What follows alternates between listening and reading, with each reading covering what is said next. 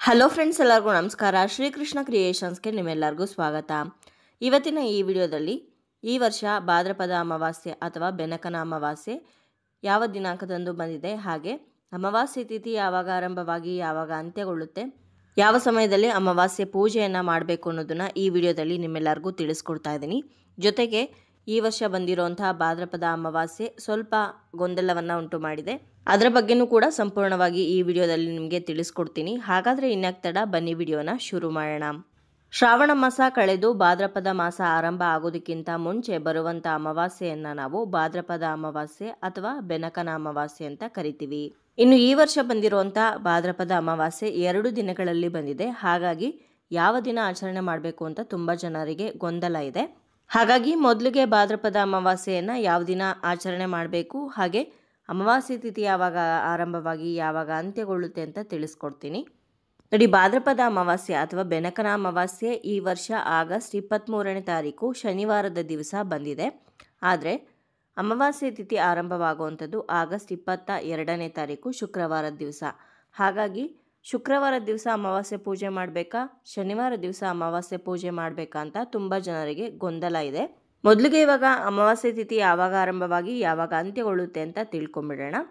ಅಮಾವಾಸ್ಯೆ ತಿಥಿ ಆರಂಭವಾಗುವಂಥದ್ದು ಆಗಸ್ಟ್ 22ನೇ ತಾರೀಕು ಬೆಳಗ್ಗೆ 11:55 ಆರಂಭವಾಗಿ ಆಗಸ್ಟ್ 23ನೇ ತಾರೀಕು ಬೆಳಗ್ಗೆ 11:35 ಅಂತ್ಯವಾಗುತ್ತೆ.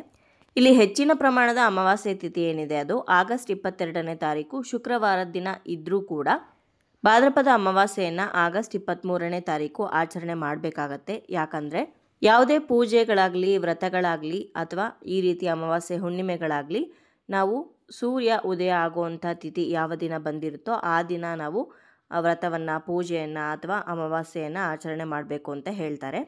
ಹಾಗಾಗಿ ಇಲ್ಲಿ ಆಗಸ್ಟ್ 23ನೇ ತಾರೀಕು ಸೂರ್ಯ ಉದಯ ಆಗುವಂಥ ಸಮಯದಲ್ಲಿ ಅಮಾವಾಸ್ಯೆ ತಿಥಿ ಇರೋದ್ರಿಂದ ನಾವು ಅವತ್ತಿನ ದಿವಸನೇ ಅಮಾವಾಸ್ಯೆ ಪೂಜೆಯನ್ನು ಮಾಡಬೇಕಾಗತ್ತೆ. ಇನ್ನು ಸಾಕಷ್ಟು ಜನ ವರಮಹಾಲಕ್ಷ್ಮಿ ವ್ರತವನ್ನು ಅಂದರೆ ಈ ವಾರ ಮಾಡೋರು ಇರ್ತಾರೆ, ಅಂದರೆ ಆಗಸ್ಟ್ 22ನೇ ತಾರೀಕು ಮಾಡೋರು ಇರ್ತಾರೆ.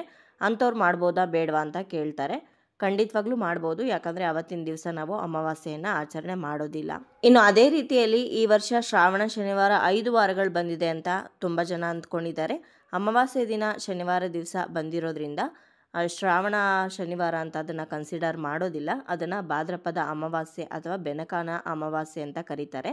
ಹಾಗಾಗಿ ಈ ವರ್ಷವೂ ಕೂಡ 4 ಶನಿವಾರಗಳು ಶ್ರಾವಣ ಶನಿವಾರಗಳು, 5ನೇ ಶನಿವಾರ ಅಮಾವಾಸ್ಯೆ ದಿನ ಬಂದಿರೋದ್ರಿಂದ ಅದು ಭಾದ್ರಪದ ಮಾಸಕ್ಕೆ ಸೇರಿಕೊಳ್ಳುತ್ತೆ. ಅದನ್ನು ಶ್ರಾವಣ ಮಾಸ ಅಂತ ಕನ್ಸಿಡರ್ ಮಾಡೋದಕ್ಕೆ ಆಗೋದಿಲ್ಲ.